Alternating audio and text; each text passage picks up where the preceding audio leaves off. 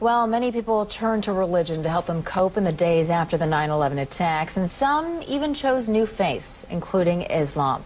That may be no surprise, since a quarter of the estimated 6 million Muslims in the United States are converts.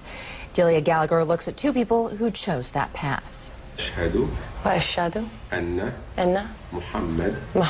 Alison Poole says this phrase 3 times in Arabic, and then in English. There is no God but God. And I bear witness. That Muhammad is the messenger of God. Is the messenger of God.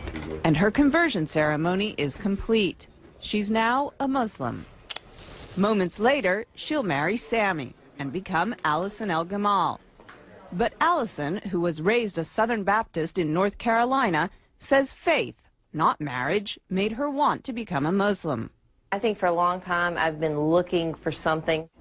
There's been like a piece missing. Always one little thing that maybe wasn't right. At a ceremony marking the Muslim holy month of Ramadan, she explained why Islam appeals to her. I think because it's much more about peace. I'm praying 5 times a day. It's kind of hard to go out and say bad things or do bad things when you're praying 5 times a day. And you have to believe. The imam who married Alison says he's seen more American converts recently, in part because of the prominence of Islam in the news. It may sound paradoxical, but what happens is that when something becomes more in the news, people tend to want to know about it. Alison says she was already on a spiritual quest when she began to hear a lot about Islam post 9/11.